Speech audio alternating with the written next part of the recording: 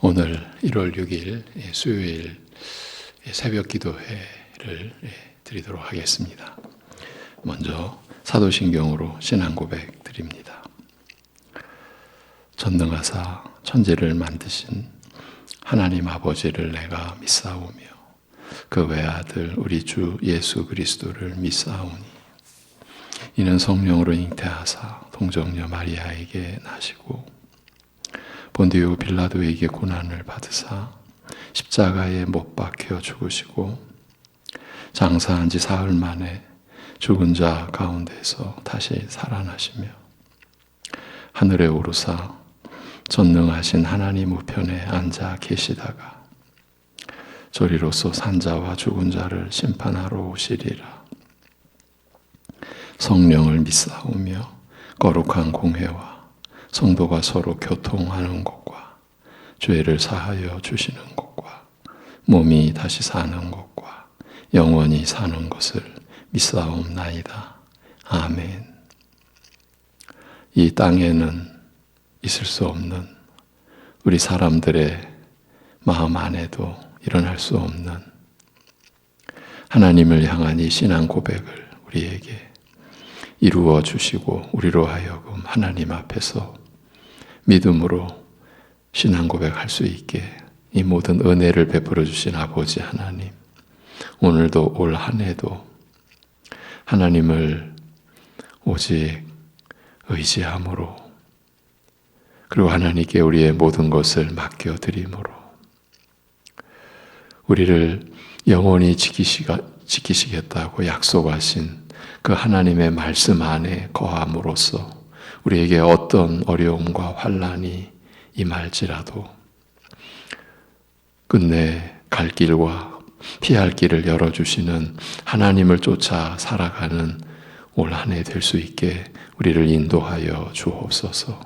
오늘도 우리에게 말씀을 허락하시고 말씀을 따르게 하옵소서. 말씀이 우리를 세우시고 우리를 새롭게 하시는 충만한 은혜를 입게 하여 주옵소서.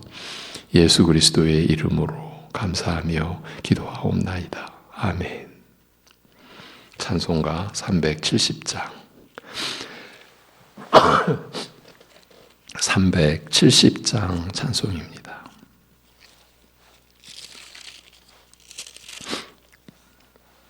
찬송 370장 찬송 드리겠습니다.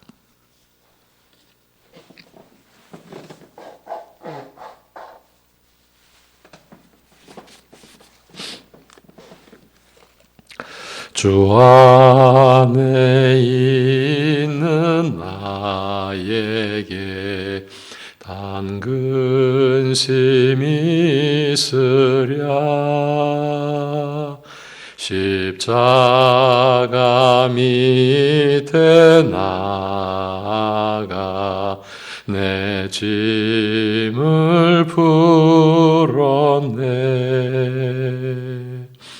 주님을 찬송하면서 할렐루야 할렐루야 내 앞길 멀고 험해도 나 주님만 따라가리. 그 두려움이 변하여 내 기도 되었고 전날의 한숨 변하여 내 노래 되었네. 주님을 찬송하면서 할렐루야 할렐루야 내 앞길 멀고 험해도 나 주님만 따라가리. 내 주는 자비하시고 하셔서 늘 함께 계시고 내 궁핍함을 아시고 늘 채워주시네.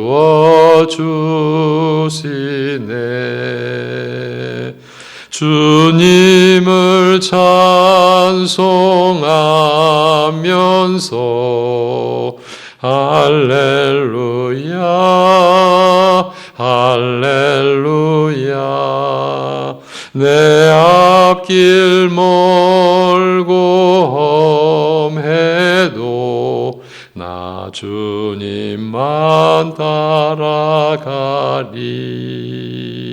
내 주와 맺은 언약은 영불변하시니 그 나라 가기까지는 늘 보호하시네.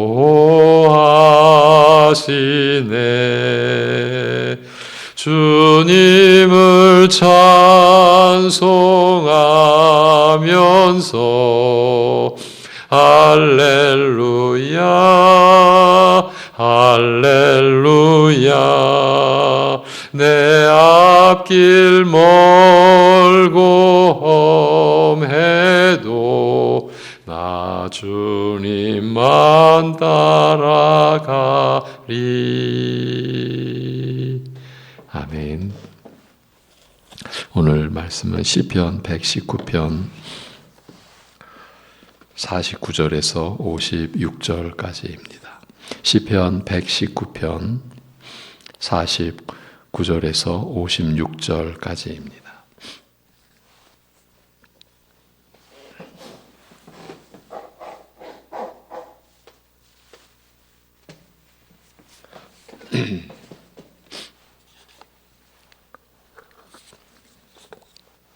시편 119편 49절에서 56절입니다.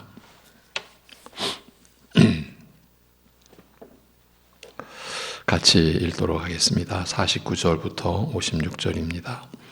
주의 종에게 하신 말씀을 기억하소서.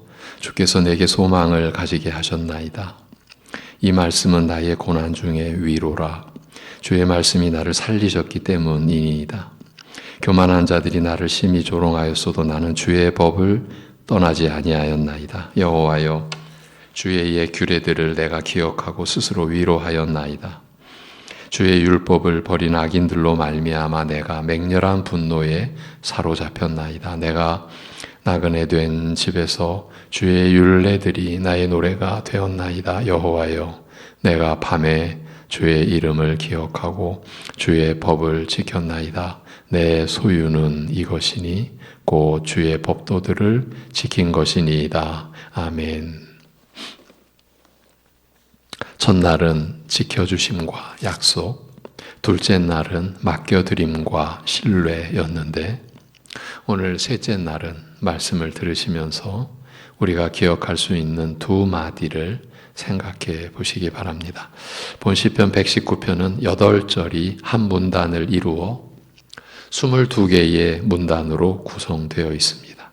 오늘 본문도 8절입니다.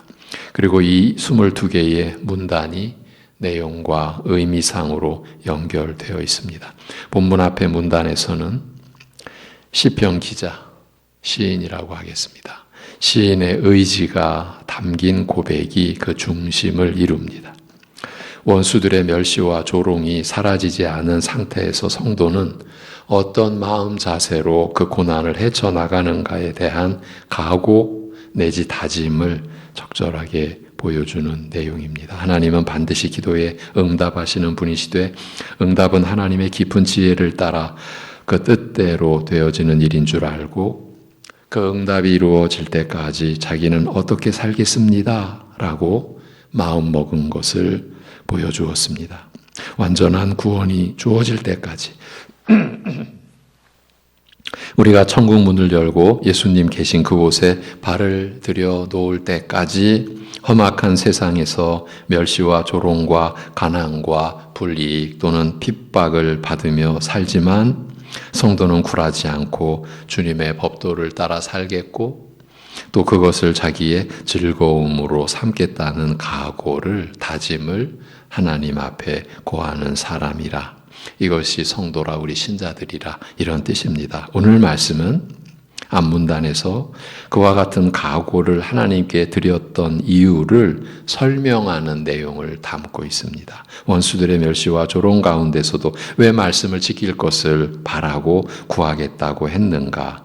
그 점에 대해 밝히는 부분입니다. 먼저 그는 이렇게 고백합니다. 주의 종에게 하신 말씀을 기억하소서. 주께서 내게 소망을 가지게 하셨나이다. 49절입니다. 주의 종에게 하신 말씀을 기억해 주시라고 구하고 있습니다. 그런데 하나님은 우리처럼 뭔가를 깜빡깜빡 잊어버리시는 분이 아닙니다. 그렇죠. 하나님의 기억은 우리처럼 잊어버렸다가 다시 생각나는 그런 것이 아닙니다. 성경에서 기억한다는 말은, 그리고 이것이 하나님께 이렇게 관련되어 쓰여졌을 때 기억한다는 말은 언약을 시행하는 것과 관련이 있습니다. 단순히 과거의 일을 상기하는 것이 아니라 하나님께서 언약하신 내용을 이루고 그 언약대로 구원하신다는 것입니다. 기억한다라는 뜻입니다. 이처럼 하나님의 기억은 그분의 약속을 시행하시는 것을 의미하기 때문에 시인은 하나님께서 주의 종에게 하신 말씀을 기억하시고 이루어 주시기를 구하는 것입니다. 그러니까 하나님께서 내가 기억한다, 이런 의미로 말씀하실 때 그거는 내가 언약한 것을 반드시 이룬다, 그렇게 우리는 이해해야 됩니다. 주의 종에게 주신 말씀은 하나님께서 그 백성에게 약속하신 모든 구원의 말씀을 뜻합니다. 우리는 그 약속이 바로 나의 것임을 알아야 합니다. 나의 것으로 받아야 합니다. 내가 아브라함도 아니고 모세도 아니고 다윗도 아니지만 성경에 기록된 구원의 말씀 모두 우리에게, 나에게 주신 말씀입니다. 이스라엘 땅에 한 번 가보지도 못한 사람도 다 이 말씀의 수요자, 이 말씀을 받는 자가 될 수 있습니다. 믿음으로 하나님의 자녀가 되기 때문입니다. 복음서에서 천국은 침노하는 자의 것이라고 말씀하신 것은 그런 의미가 있습니다. 아무나 들어오고 싶으면 자격 조건 따지지 않고 다 들어가 주인 노릇할 수 있다는 뜻입니다. 율법을 지켰는가도 보지 않고 유대인의 혈통을 이어받았는가도 보지 않습니다. 단지 믿음만 보십니다. 그 믿음이란 내가 죄인이며 절대 천국에 갈 수 없는 악인이지만 예수님께서 내 죄를 대신 짊어지시고 죽으셨다는 소식을 들었습니다. 제가 회개하오니 저를 하나님의 자녀 삼아 주십시오. 이렇게 인정하는 것뿐입니다. 어느 회사 면접 때 이런 식으로 면접 봐서 합격할 수 있겠습니까? 저는 공부 못했고요. 잘한 게 하나도 없습니다. 그동안 이 회사 욕하고 다니느라 바빴습니다. 이렇게 솔직하게 인정한다고 해서 합격시켜주는 회사는 없지 않겠습니까? 뭔가 거기서 일할 만한 조건을 가지고 있고 능력이 있어야 뽑아주는 법 아니겠습니까? 그러나 하나님 나라는 다릅니다. 여러분, 하나님 나라는 다릅니다. 세상 나라와 같지 않습니다. 그냥 죄인인 걸 인정하고 예수님의 대속의 제물 되심을 믿고 화목 제물 되심을 믿고 그 때문에 내 주인이 되신다는 사실을 믿고 고백하면 받아줍니다. 그때부터 모든 성경 말씀은 다 자기에게 주신 말씀입니다. 주의 종에게 하신 말씀은 그런 뜻에서 바로 나에게 하신 말씀이라는 뜻입니다. 그걸 기억해 주시라고 합니다. 왜 그러는가? 그 말씀이 나에게 소망을 주었기 때문이라고 하죠. 지금 49절 한 절 안에 있는 내용입니다. 왜 그러는가? 그 말씀이 나에게 소망을 주었기 때문이라는 겁니다. 성경이 말하는 소망은 단순히 바라고 원하는 정도의 것이 아니라고 했죠. 이 점도 우리의 소망, 성경 안에서 주어진 소망의 의미는 말씀을 여러 번 드려왔죠. 성경이 말하는 소망은 내 것으로 다 명의 이전된 것인데 아직 이사만 들어가지 않은 상태를 가리키는 겁니다. 명의는 다 이전됐습니다. 이사만 들어가면 되는데 아직 안 들어간 상태, 그걸 소망이라고 하는 겁니다. 하늘나라가 내 집이 되었습니다. 예수 믿는 자들은 그 소망을 갖고 삽니다. 이 소망이 어떻게 생겼는가? 주의 말씀, 주님의 말씀을 통해 알게 되었다는 것입니다. 그러니 그 소망을 주신 말씀을 시행하여 주시기만 바라는 것입니다. 말씀이 그 소망을 가져다 주었기 때문에 이 시편 기자는 곤란 속에서도 고난 속에서도 이 말씀을 믿고 또 지키겠다고 다짐한 것입니다. 돌아갈 아늑한 집이 있는 사람은 추운 겨울날 밖에서 잠시 떨어도 그다지 큰 문제가 아닙니다. 집이 없는 사람이 문제지요. 마찬가지로 소망이 있는 사람은 하늘의 영원한 영광의 집을 소유한 사람입니다. 그런 사람은 여기 이 땅에서 집이 없어도 괜찮은 사람입니다. 성도들이 다 그런 사람입니다. 그런 소망을 주신 이 말씀을 기억해 주시라고 구하는 것입니다. 언약하신 말씀을 시행하시기만 기다린다는 그런 고백이요, 그런 다짐입니다. 그런 각오입니다. 그 소망으로 오늘의 멸시와 조롱을 견디고 있기 때문에 가능한 말입니다. 시편 기자는 또 이렇게 고백하며 그 이유를 밝힙니다. 이 말씀은 나의 고난 중에, 예전의 개혁판에서는 나의 곤란 중에 위로라. 주의 말씀이 나를 살리셨기 때문이니이다. 소망을 주신 주님의 말씀이 자기를 살려주신 것을 기억하고 환난 중에 위로를 받았기 때문이라고 고백하고 있습니다. 과거에 베풀어 주신 구원을 기억하는 것이 위로가 되기 때문에 자기는 그렇게 곤란 중에도 더욱 계명을 지키며 살기로 다짐했다는 것입니다. 사실 이러한 고백은 아무나 할 수 있는 것이 아닙니다.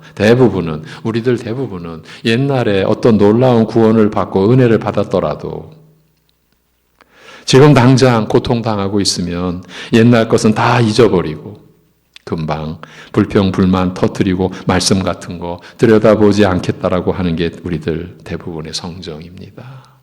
성경에서 그런 예를 쉽게 찾아볼 수 있습니다. 이스라엘 백성은 홍해를 건넌 직후에 우리가 아는 바대로 홍해를 건넌 그 사건 자체가 성경에서 가장 큰 기적의 이적의 역사가 일어났던 그 장면 아닙니까? 그런데 그 직후에 크게 기뻐하고 하나님을 찬송하였지만 이후 광야 길에서 사흘을 더 걷고 난 후 마실 물이 없게 되자 금방 구원해 주신 하나님을 원망하며 불평하기 시작했습니다. 그것이 광야 생활 내내 이어졌습니다. 한두 번 경험하면 배울 만도 한데 하나님의 섭리, 그 기쁨에 대해서는 그러지 못했습니다.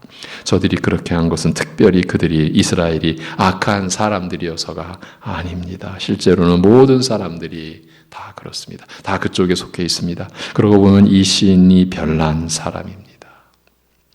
그가 처음부터 이렇게 복된 신앙을 가졌다고는 할 수 없습니다. 하지만 하나님께서 이 시인을 여기에 두시고 그의 고백을 우리에게 다 이렇게 들려주시면, 우리에게 알게 하시면 이 시인을 모든 성도들이 본받아야 할 본으로 삼으셨기 때문입니다.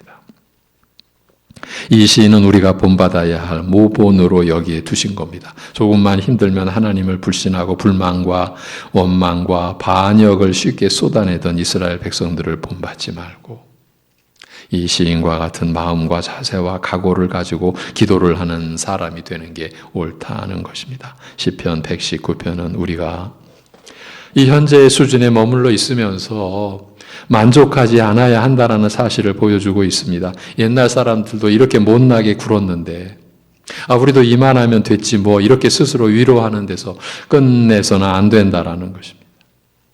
하나님을 아는 성도는 다 이와 같은 특징을 보이게 되어 있다라는 것을 인정하고 이 시인과 같은 고백을 하는 것을 자기 신앙의 목표로 삼아야 합니다.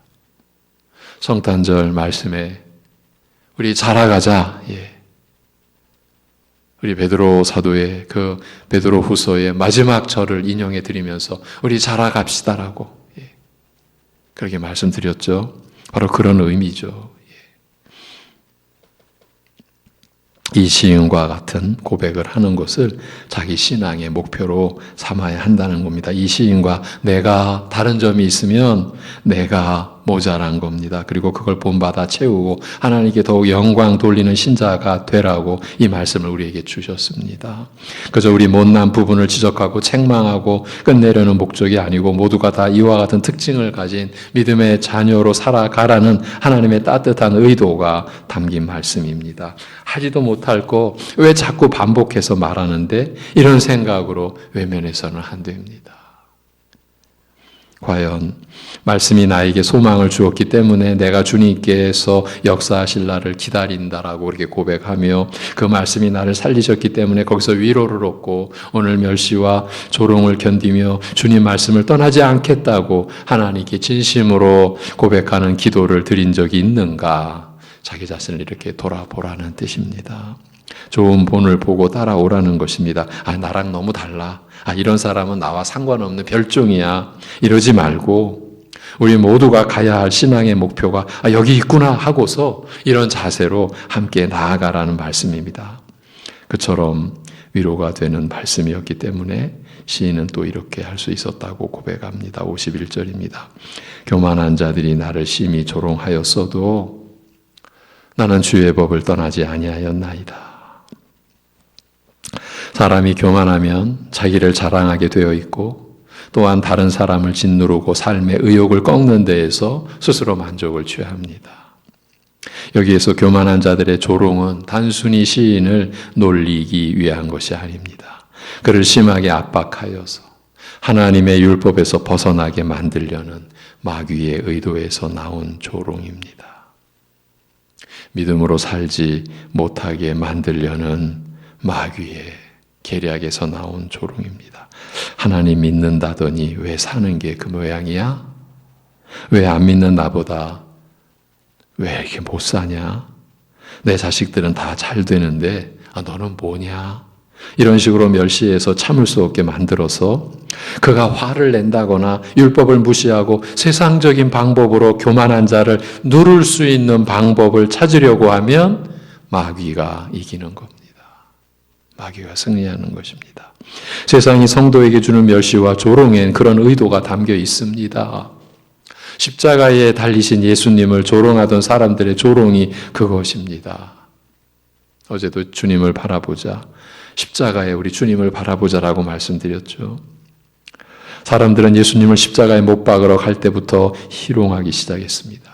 로마 군병들이 먼저 이렇게 했습니다. 그의 옷을 벗기고 홍포를 입히며 가시관을 엮어 그 머리에 씌우고 갈대를 그 오른손에 들리고 그 앞에서 무릎을 꿇고 희롱하여 이르되 유대인의 왕이여 평안할지어다 하며 그에게 침 뱉고 갈대를 빼앗아 그의 머리를 치더라. 실제로 그분이 유대인의 왕이신데 아무것도 모른 채 이렇게 조롱하는 거죠. 희롱을 다한 후 홍포를 벗기고 도로 그의 옷을 입혀 십자가에 못 박으려고 끌고 나가니라. 마태복음 27장 28절 이하의 기록입니다. 또 강도들과 함께 십자가에 못 박혀 달려 계실 때에는 유대인들이 이렇게 희롱하였습니다. 39절에서 40절인데요. 지나가는 자들은 자기 머리를 흔들며 예수를 모욕하여 이르되 성전을 헐고 사흘에 짓는 자여 내가 만일 하나님의 아들이거든 자기를 구원하고 십자가에서 내려오라. 이렇게요. 나아가 율법의 선생이자 이스라엘의 지도자라 하는 사람들도 한 목소리로 이렇게 소리쳤습니다. 그와 같이 대제사장들도 서기관들과 장로들과 함께 희롱하여 이르되 그가 남은 구원하였으되 자기는 구원할 수 없도다. 그가 이스라엘의 왕이로다. 지금 십자가에서 내려올지어다. 그래야면 우리가 믿겠노라. 그가 하나님을 신뢰하니 하나님이 원하시면 하나님이 저를 기뻐하시면 이제 그를 구원하실지라. 그의 말이 나는 하나님의 아들이라 하였도다.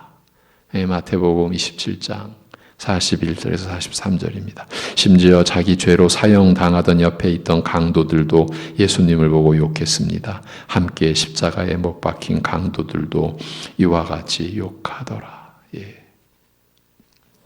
이렇게 유대인과 헬라인 종교 지도자나 강도들, 일반 시민들이 가리지 않고 죄다 예수님을 멸시하고 조롱하였습니다. 그에 대한 예수님의 반응은 어떠했습니까? 아무 말도 없으셨습니다. 그런 소리를 듣고도 참으셨습니다. 못 참고 내가 내려가서 너희들 가만두지 않겠다 이렇게 해버리면 죄인을 용서하실 희생 제물로서의 순결함이 없어지기 때문에 묵묵히 모든 희롱을 다 참으셨습니다. 다시 말하면 율법을 이루시기 위하여 그 수치와 고난을 참으신 것입니다. 장차 맛보게 될 부활의 영광과 그 피로 구원받은 자들의 생명과 찬송을 기대하며 그것을 낙으로 삼아 그 무서운 죽음과 참기 힘든 하찮은 인간들의 조롱과 멸시를 견뎌내셨던 것입니다.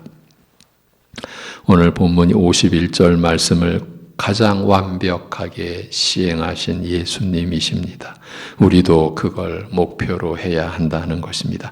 예수님이 보이신 모습은 너무 까마득하게 높아서 감히 언급할 수도 없을 지경이지만 우리도 방향은 그리로 가는 게 맞다는 것입니다. 우리 각자에게 어떤 희롱과 멸시가 불신자나 혹은 같은 교인에게서 찾아올 수 있습니다. 이 시인은 그럴 때 이렇게 말할 수 있었습니다. 나는 주의 법을 떠나지 아니하였나이다. 멸시하고 조롱하는 사람들에게 본때를 보여주는 것보다 주님 말씀을 지키는 것들 더 큰 일로 여겼다는 것입니다.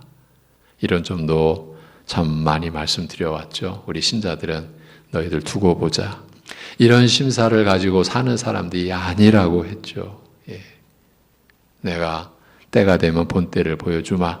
이런 심사는 거듭난 신앙 양심에 관련되지 않는다. 어울리지 않는다. 예, 말씀드려 왔었죠.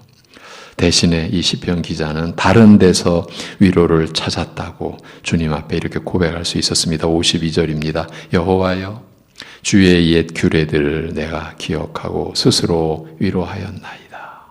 여기서 말하는 옛 규례는 판단 혹은 심판이라는 말입니다. 52절의 옛 규례는 심판이라는 뜻입니다. 예전부터 악인들에게 행하신 하나님의 심판을 기억하고 그것만 위안으로 삼았다는 것입니다. 49절에서 하나님께 기억하여 주실 것을 요청했던 시인은 여기서는 본인이 옛부터 전해오던 하나님의 공정한 심판을 기억해내고 있습니다. 노아 홍수 심판, 바벨탑 사건, 소돔과 고모라 등 굵직굵직한 심판들 외에도 수없이 많은 하나님의 공정한 심판의 사례들을 기억하고 거기서 위로를 삼고 멸시와 조롱 앞에서도 그저 주님 말씀을 떠나지 않고 있었다는 것입니다. 공평하신 하나님이 그의 위로였습니다. 지금 당장은 불이익을 당하더라도 반드시 죄와 악을 심판하시고 의로 상을 주시는 하나님이심을 믿고 장차 있을 심판 때에는 모든 것이 공평하게 의로 이루어지리라는 믿음이 그를 계속해서 말씀을 지키는 사람으로 지탱하게 한 것입니다. 다시 한번 말씀을 드립니다. 지금 당장 불이익을 당하더라도 반드시 죄와 악을 심판하시고 의를 상으로 주시는 여러분 우리가 의롭다함을 받는 것 그래서 하나님과 영원히 함께 하는 데 있어서 아무런 부족함도 없게 된 것 이보다 더 큰 상이 있겠습니까? 의로 상을 주시는 하나님이심을 믿고 그래도 장차 있을 심판 때에는 모든 것이 공평하게 이루어지리라는 믿음이 그를 계속해서 말씀을 지키는 사람으로 지탱하게 한 것입니다. 그는 또한 세상 사람들이 불의로 얻은 부요함을 부러워하지 않고 어제도 관련된 말씀을 나눴죠. 세상 사람들이 불의로 얻은 부요함을 부러워하지 않고 비록 나그네의 초라한 행색이라도 우리 신자들, 이 땅을 살아가는 나그네들, 흩어진 나그네들 그 초라한 행색이라도 율법을 지킬 수 있는 자신의 위치를 더 즐거워하였습니다. 바로 어제 나눈 말씀과 같습니다. 53, 54절이 바로 그 고백입니다. 주의 율법을 버린 악인들로 말미암아 내가 맹렬한 분노에 사로잡혔나이다. 내가 나그네 된 집에서 주의 율례들이 나의 노래가 되었나이다. 이 분노와 노래가 이어져 나옵니다. 이 의미가 깊기 때문입니다. 이 두 절은 마지막 두 절과 평행을 이룹니다. 56절에서 내 소유는 이것이니 오늘 말씀의 이제 결론인데 내 소유는 이것이니 그 주의 법도들을 지킨 것이니이다. 이게 내 재산이라는 겁니다. 내가 주의 말씀을 지킨 게 이 말씀과 대조되는 병행을 이루고 있습니다. 그 주의 율법을 버리는 악인들로 말미암아 내가 맹렬한 분노에 사로잡혔나이다 라는 말씀은 저들이 율법을 어기면서 많은 부와 권세와 명예를 얻었지만 그들의 소유가 부러운 게 아니라 그게 부러운 게 아니라 그들이 율법을 어기는 것에 거룩한 분노를 가졌다는 것입니다. 예수님께서 예루살렘 성전에서 장사하는 사람들에 대하여 분노하시면서 그들을 쫓아내신 것이 여기에 해당됩니다. 교회를 이익의 수단으로 삼는 사람들에 대해 분노하신 것입니다. 이런 일이 오늘 우리 안에도 일어나죠. 교회를 이익의 수단. 여러분, 우리도 어쩌면 많이 그러고 있습니다. 내 자존심을 채울 어떤 수단, 내 이름을 위한 어떤 수단, 그게 다 이익의 수단으로 교회를 삼는 거 아닙니까? 여러분, 우리가 얼마나 무서운 일을 하고 있는지, 얼마나 부끄러운 일을 하고 있는지 우리는 모른 채 어쩌면 그렇게 많이 행해왔는지도 모릅니다. 교회를 이익의 수단으로 삼는 사람들에 대해 예수님께서 그렇게 분노하신 것입니다. 많은 사람들은 저들이 그렇게라도 장사해서 가진 많은 돈을 부러워하였을 것이나 예수님은 교회를 장사하는 집으로 전락시킨 자들에 대해 분노하셨습니다. 사도 바울이 아테네라고 하는 도시 아덴에 도착했을 때에 그 도시에 우상이 가득한 것을 보고 분을 낸 일도 마찬가지입니다. 사람들은 그 모습을 보면서 야, 저 작품이 예술이다. 이거 완전 예술이네. 어쩌면 신의 모습들이 이렇게 다양한가. 시대를 풍미한 문화와 역사의 보물들이다라며 찬사를 보낼 때 바울은 이 큰 도시 사람들이 죄다 우상을 섬긴다는 것에서 분노를 느꼈던 것입니다. 영적 타락 속에서 누리는 그들의 부요와 명성, 뛰어난 재능 등을 부러워한 게 아니라 살아계신 하나님을 외면하고 율법을 대적하는 삶에 분노를 느낀 것입니다. 물론 이 분노는 거룩한 분노입니다. 막 때려 부수고 복수하고 저들을 억누르는 그런 분노가 아니라 여러분, 우리 신자들은 그런 자리에 들어서서는 안 됩니다. 여러분과는 절대로 어울리는 그런 격이 되지 않습니다. 그런 게 아니라 예수님 같은 경우 자신이 거룩한 성전이 되셔서 죽으시고 부활하시는 것으로 그 성전을 깨끗하게 하시고, 바울의 경우는 저들에게 참신이신 예수 그리스도를 소개하고 믿게 하는 것으로서 참 하나님이신 예수 그리스도를 저들로 하여금 믿게 하는 것으로서 그 분노를 발휘했습니다. 이렇게요. 분노를 표출하는 방식도 다른 것입니다. 이 시인은 어떤 다른 성도보다 바로 이와 같이 올바른 본을 따른 사람이었습니다. 우리도 목표가 같아야 합니다. 이 시인이 그렇게 할 수 있었던 이유가 55절 56절에 나타나 있습니다. 여호와여, 내가 밤에 주의 이름을 기억하고 주의 법을 지켰나이다. 내 소유는 이것이니 곧 주의 법도를 지킨 것이니이다. 이렇게 이 문단이 마무리되어집니다. 8절로 구성된 이 한 문단. 그리고 제가 앞에 예전에 저희 교회에서 수요 예배 때 이 119편을 1절부터 176절까지 쭉 몇 달 걸렸죠. 쭉 본 적이 있었는데 그건 1년 걸렸죠. 그때 한번 말씀을 드렸어요. 이게 재미난 구조입니다. 아니, 정말 신비로운 구조입니다.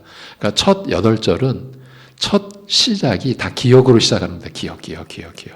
두 번째 문단은 니은. 첫 글자에 니은이 많이 들어갑니다. 그러니까 이 49절에서 56절도요. 똑같은 글자.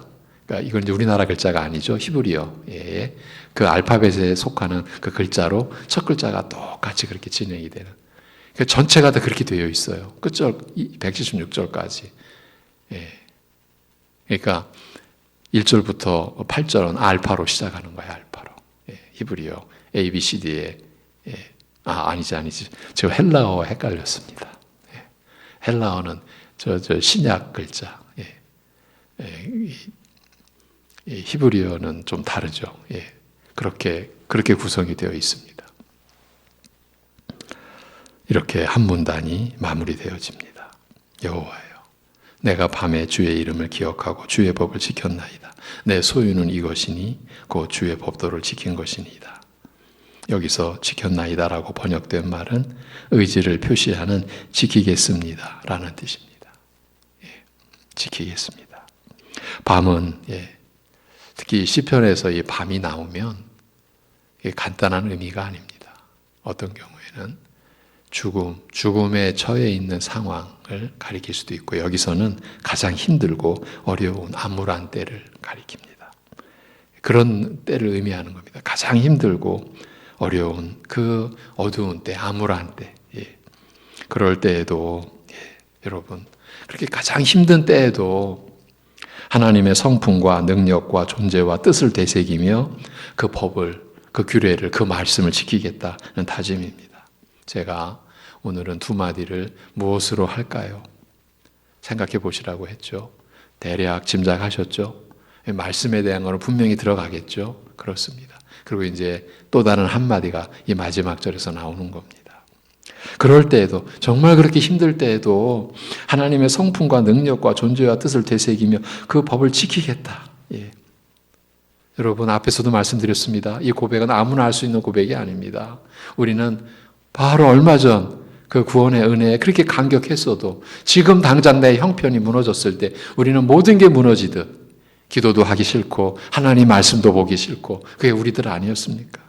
그런데 이 시편 기자, 우리가 본으로 삼아야 하는 이 시인은 가장 자기 인생의 그야말로 칠흑 같은 어둠이요 밤입니다. 가장 힘든 때입니다. 그럴 때에도 하나님의 성품, 하나님의 능력, 하나님의 존재하심, 하나님의 그 뜻을 되새기겠습니다. 그리고 법을 지키겠습니다. 그런 다짐을 하고 있습니다. 다른 사람들은 그럴 때 악한 일을 도모하고 불의한 수단을 동원해서라도 암울한 현실만 벗어나려고 하는 때에 이 시인은 결과를 하나님께 맡기고, 어제 맡겨드림 주제였죠. 하나님께 맡기고 주의 법을 지키는 것을 최고의 목표, 유일한 목표로 하고 살겠다고 주님께 아뢰입니다. 왜 그런가? 그는 이 재산의 개념이 다르기 때문입니다. 그의 재산 개념은 일반 사람들 같지 않습니다. 내 소유는 이것이니, 내 재산은 이것이니, 곧 주의 법도들을 지킨 것이니이다. 이 시편 119편 56절에 유명한 구절이요 의미입니다. 하나님 나라 교회에 속한 주의 백성들의 위대한 신앙 고백입니다. 내 소유는 이것이니 주의 법도들을 지킨 것이니이다. 하나님 말씀을 지킨 그 자체를 그는 자기에게 최고로 유익한 재산으로 보고 있습니다. 영원한 재산으로 보고 있는 거죠.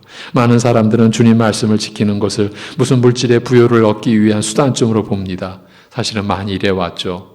저도 우리도 그래서 말씀을 지키려고 조금 노력했는데도 원하는 부요가 채워지지 않으면 말씀도 외면하기 일쑤입니다.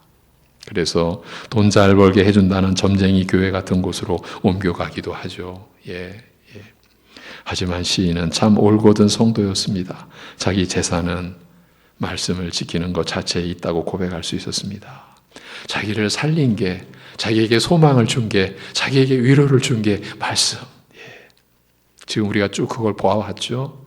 이 말씀을 지키는 것 자체가 그래도 자기에게 최고의 재산이었고 최고의 목적이었습니다. 그처럼 자기를 풍요하게 해주는 다른 것이 없다는 그런 고백. 자기를 풍요하게 해주는 다른 것이 없다고 그렇게 말씀드릴 수 있었던 겁니다. 말씀을 지켜 무슨 이득을 보려고 한 것이 아니라 말씀을 지킨 그 자체를 자기가 얻을 수 있는 최고의 이득인 줄 알아보았던 겁니다. 우리 신자들은 말씀에 순종하는 게 이 땅을 살아가는 그 생애 속에 최고의 재산을 얻는 거다, 최고의 유익을 얻는 거다, 최고의 이득을 내가 본 거다, 이렇게 여겼다라는 거죠. 그래서 그는 밤에도 가장 암울한 때에도 하나님의 존재를 기억하고 주의 법을 지키겠다고 다짐하고 있는 겁니다. 까마득하게 높은 경건의 그 경건의 규모를 가진 성도의 모습 아닙니까? 까마득하게 높은 이 믿음의 규모를 가진 우리 골로새서에서 이 믿음의 규모가 단 한 번 쓰였다고 했죠.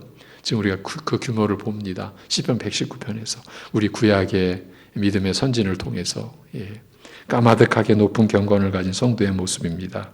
이 사람 같은 신앙을 갖는 것을 목표로 하라고.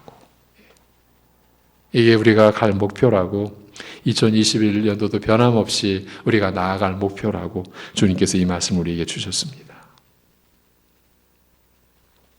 오늘 두 마디는 뭐라고 할까요? 말씀 들어가야 되겠죠. 첫 마디를 네 자로 해왔으니까 그럼 첫 글자는 네 자로 하면 말씀 지킴 아니면 말씀 순종 이렇게 할 수 있겠죠.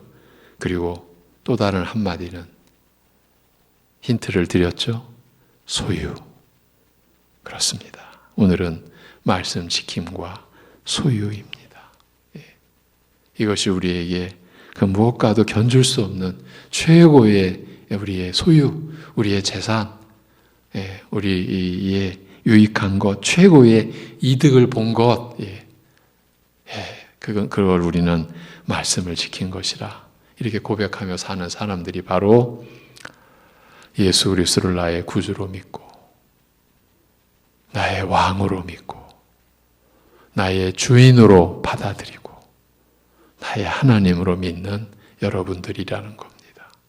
이 신앙의 목표를 향하여 오늘도 올 한 해도 우리는 한 걸음 한 걸음 나아갈 것입니다. 우리는 하나님 앞에서 하나님 아버지, 우리 그렇게 나아가겠습니다. 까마득한 경지, 까마득하게 높은 경건의 경지, 우리로서는 그렇게 아득하게 멀지만 그러나 포기하지 않겠나이다. 하나님의 이 말씀을 따라 가겠나이다. 우리를 붙들어 주옵소서. 우리를 긍휼히 여겨 주옵시고, 이렇게 연약한 저희들이오만 우리를 불쌍히 여기시고 우리에게 힘을 주시옵소서. 우리는 이렇게 고백하며 갈 것입니다. 기도하겠습니다. 하나님 아버지, 하나님께 우리의 모든 것을 맡겨드릴 수 있는 것은 하나님께서 우리를 영원히 지키시겠다고 약속하셨기 때문이며, 그 약속의 말씀이야말로 우리를 살리셨고 우리에게 소망을 주셨고 우리에게 어떤 상황에서 우리에게 위로가 됨을 우리로 하여금 이미 누리게 하셨습니다. 우리가 그것을 기억하고, 본 시편 기자가 가장 자기 생애의 어려운 때에도 하나님의 법도를 떠나지 않겠나이다, 하나님의 말씀을 따르겠나이다라고 고백한 그 고백이 오늘 우리의 고백과 다짐이 되고, 그리하여 그리스도의 장성한 분량에 이르기를 목표로 삼아서 우리로서는 감히 바라볼 수조차 없는, 그러나 그럼에도 주 예수를 바라보라고 믿음의 주요 온전케 하시는, 우리의 믿음을 온전케 하시는 주님을 생각하라고 바라보라고 하신 말씀을 따르겠나이다. 아버지여, 이 새벽 예배 말씀에 참여하는 사랑하는 우리 모든 우리 천국 가족들에게 이러한 담대함을, 그러한 담대한 소망을, 그래서 우리의 자랑은 우리에게 아무리 자랑할 것이 있어도 이 소망을 자랑할 것과 비교할 수 없는 그런 우리가 자랑을, 주님을 우리가 소유하고 있음을 우리가 고백하고, 바로 이 소유가 이 말씀을 따름이, 이 말씀을 사모함이, 이 말씀이 우리의 노래가 되고 찬송이 되고, 이 말씀을 지키는 것이 우리가 가장 어려운 때에도 오직 이 말씀을 지키는 것이 이 세상이 줄 수 없는 영원한 재산, 우리의 기업이라, 우리의 소유라, 우리의 유익이라, 우리가 이득 본 거라, 그렇게 고백하는 믿음의 규모를 가질 수 있는, 그러한 깨달음이 있는, 성령께서 거듭난 신앙 양심으로서 가질 수 있는 새 사람 된 이해, 이 세상에서 이해해왔던 것과는 이제 완전히 다른 죄 속에서의 이해가 아니라 의 속에서의 그 선한 생명의 이해, 생명의 깨달음을 우리 모든 우리 가족들이 이제 지닌 자, 그 믿음을 받은 자, 이 은혜를 지닌 자 되어 참으로 우리가 자라가는, 말씀을 따라서 하나님의 성품을 따라 우리 주 예수 그리스도의 겸손과 온유함을 닮아가는 우리들 되게 하여 주시옵소서. 2020년 어려운 때 우리가 이러한 말씀을 나눴습니다. 우리가 그리스도의 장성한 분량에, 그리고 그리스도를 닮아가며 우리가 소망을 두고 왔습니다. 올해도 한결같이 우리 주 예수 그리스도와 그 말씀을 우리가 따라서 그 말씀을 우리가 본받고 그 말씀을 지키고 그 말씀을 순종해 가는 것만큼 우리에게 기쁨이 없고 즐거움이 없고, 그것이 우리에게 노래가 되고 그것이 우리에게 찬송의 고백이 되는 그러한 삶을 이루어 가고, 그리하여서 우리가 불의함으로 세상에서 잘 나가는 것에 대해서 조금도 부러워하지 않고 오히려 그들이 하나님을 대적하며 거룩한 분노를 우리가 가지되, 그 분노를 표출하는 방법도 바울이 주 예수 그리스도를 증거하는 것으로 그 분노를 표출한 것처럼 우리도 복음으로 저들에게 하나님의 생명을 전하고 하나님의 말씀을 전하는 것으로 그렇게 분노를 표출하며 거룩하게 의롭게 우리 살아갈 수 있게 하여 주옵소서. 이러한 구원의 은혜를 지닌 자, 믿음의 규모를 지닌 자로 우리가 자라갈 수 있는 우리 송내 중앙교회 되게 인도하시고 함께하여 주실 줄로 믿사올 때에 우리 주 예수 그리스도의 이름으로 감사하며 기도 올리옵나이다. 아멘. 하늘에 계신 우리 아버지여, 이름이 거룩히 여김을 받으시오며 나라에 임하옵시며 뜻이 하늘에서 이루어진 것 같이 땅에서도 이루어지이다. 오늘날 우리에게 일용할 양식을 주옵시고 우리가 우리에게 죄 지은 자를 사하여 준 것 같이 우리의 죄를 사하여 주옵시고 우리를 시험에 들게 하지 마옵시고 다만 악에서 구하옵소서. 대개 나라와 권세와 영광이 아버지께 영원히 싸움나이다. 아멘.